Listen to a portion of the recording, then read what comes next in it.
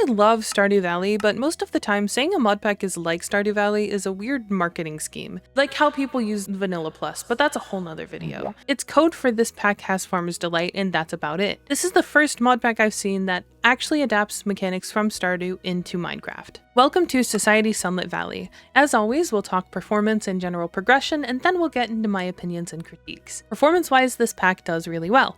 I was pleasantly surprised by it, even with heavier shaders on, but I didn't explore create progression very much before it was time to rotate it off of MSMP, so this might not be the case once you get there. Create does not play nice with shaders. Not many notes here. I didn't really experience any weird performance-related issues. As far as for how it does on lower-end systems, I think with shaders off and the settings turned down, this pack will run just fine. As for the progression, the first thing I have to mention with this pack is the heavy deviation with how tools work. They don't lose durability from you using them, rather they lose durability on death. You also can't straight up craft any tool, you have to start at the lowest version of it and upgrade that through the smithing table using the required items to do so. Same goes for armor. At first I wasn't sure how I felt about this change, but as I continued playing the pack, it made sense. It's a unique take on the tool system and adapts the progression system Stardew Valley uses. It's a welcome change. The progression of this pack is guided with a quest book, and it's going to look similar to Stardew's initial progression. Villagers are reworked to sell specific items, you earn coins by selling crops and various farm-related outputs, crops are heavily impacted by biome and season, etc. Following the quest book felt relatively natural to organic player progression with some deviations for me personally, but it's rewarding to do the quests as they often yield extra items. This pack seems to follow the it's really hard to get this item the first time, but super easy once you have it kind of format, which I really appreciate because it gives the rewarding feeling of working to get something without it becoming tedious when you're in the late game. When I played, slimes were one of the biggest ways to make money in the pack. It also helps that the dev of the mod pack is also the dev behind the mod Splendid Slimes, which adapts Slime Rancher's mechanics into Minecraft. You also have the vaults in the quest book, which function like the community center in Stardew. Completing these gives you access to other parts of the mod pack, or if you can't complete the vault for whatever reason, there are ways to craft the things it gives access to, although they are very expensive and it is preferable to do the vault. You can also delve into fish ponds, rather you need to delve into fish ponds at the mid stage to get any semblance of automation, but that's a conversation we'll save for later. The crops, animals, and artisan machines run on a day cycle like Stardew Valley does, meaning at 6 AM everything gains a stage of progress. When I started playing the pack, this wasn't true for animals and it was very annoying, so it was nice to see that change, and it made it way easier to handle mobs and mob related goods. You can also unlock the skull caverns, which are adapted to Minecraft in such an interesting way that it was like handing my roguelike loot goblin brain actual cocaine.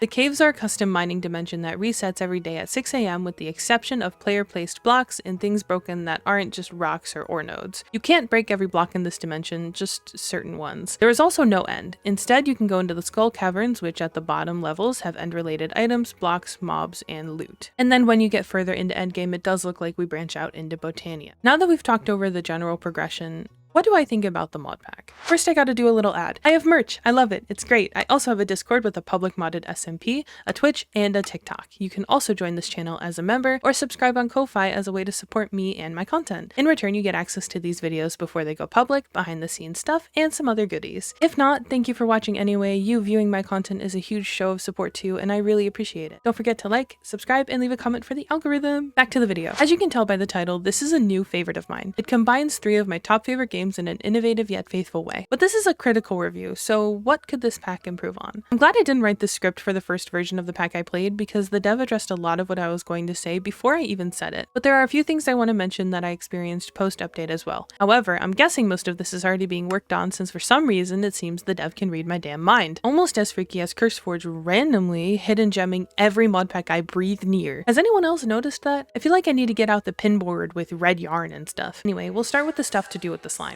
The biggest thing is I feel they're too strong. They are crazy money makers, especially if you get it automated. Gold slimes are rather easy to get a hold of and are so profitable it makes money not really matter once you have the system set up. They are a bit hard to feed since they require preserves, but their upset effect is funny and circumventable. They rob your bank account when upset, but you can avoid it very easily by not keeping your coins in there since there's no debt system like there is if you repeatedly die with nothing to pay off the fines. While I love the unique behaviors for all the slimes, especially the gold slimes, I ran into an issue where the shulker slimes were teleporting onto other slime plorts even with a 3-block barrier between them and the other slime pens, which I found confusing and a bit annoying. I feel like most slime behavior was documented somewhat well, but this should have been noted down somewhere or should be fixed, especially since they do this even when they aren't hungry hungry or upset. It would also be nice if we had upgrades available to make the slime press work a little bit faster, because the speed is miserable. They also had considerably impactful bugs, like angry end slimes locking onto admins in spectator mode and getting free of their corrals that way, and some desync issues when vacuuming up slimes. The changelog said this is fixed, but I experienced the issue on 3.1.1. I think it might be fixed on the version after that, I'm not sure. The next thing I want to touch on is Sparkstone. I don't feel its automatability,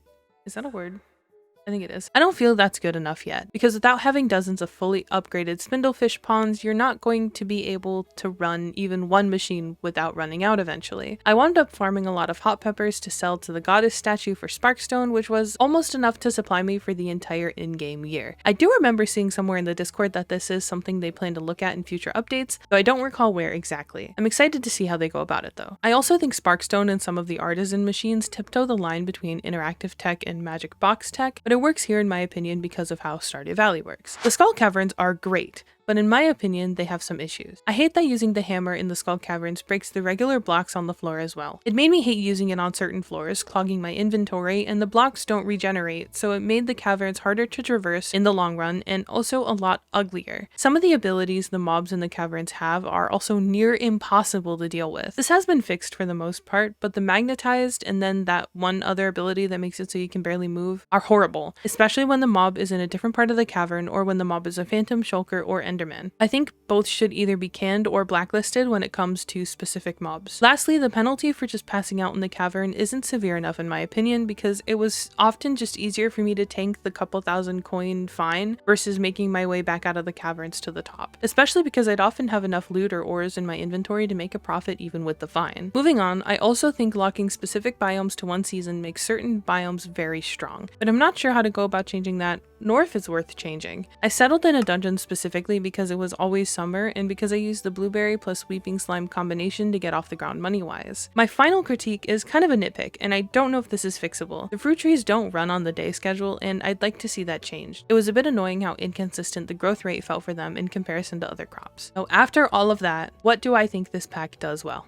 Literally everything else. This pack manages to adapt two very different games into a third incredibly different game, and it does it so damn well. Faithful, innovative, and intuitive are the three words that come to mind when describing it. There's so much to do in this pack that even with me consistently playing it for almost an entire month, I didn't complete everything, and it's one of two packs I'm now keeping a solo world in. The day system is wonderful and allows for a layer of consistency that a pack like this needs. I also love the attention to detail with crops and in general. Not having duplicate crops and items and having proper parity between mods is so big. I also love that instead of being encouraged to heavily exploit animals, I was encouraged to take care of them. I gave mine some wonderful and not questionable in the slightest names, and I had the same ones since I spawned in for the most part. I enjoyed the way the skill trees were handled, and I didn't feel like some stood out as stronger than others, which is a delicate balance. I do think being able to use goddess statues is incredibly strong though, especially since you can use them to get literal mountains of sparkstone in the summertime. The decision to remove certain create machinery and tweak the recipes to lock it into later game was great. I was kind of worried when I first got into the pack that it would turn into complete automation by day 2 because of how often I see create in packs completely unconfigured, and I'm very happy that this wasn't the case. I also think having the fish bait system in place is actually genius. Making it so the player only has to catch that specific type of fish one time makes it so that RNG aspect doesn't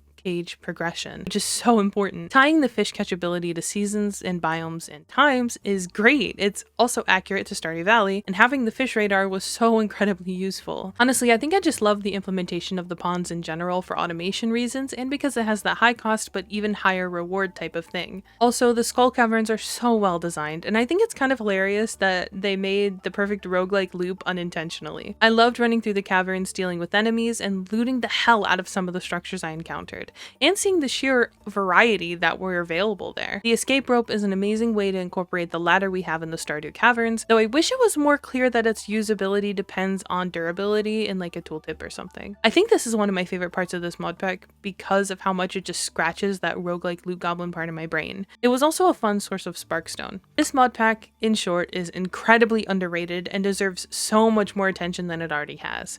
It's cemented itself as a new favorite of mine, easily in my top 5 packs of all time. If you've played this pack, what do you think? I'm interested to hear the thoughts of others who have. I'm also excited to be back to long form content. I'm sorry for disappearing for a little while there, chat. I've been doing a series on TikTok that's been taking up a lot of my time dealing with sponsors and products being sent to me. I've been doing tech reviews over there if you want to go check that out. It's been time consuming though. Thanks for watching to the end. YouTube thinks you'll like this video, so why not check it out? A big thank you to my supporters, all of whom are listed on screen now, and I'll see you next week. Bye bye!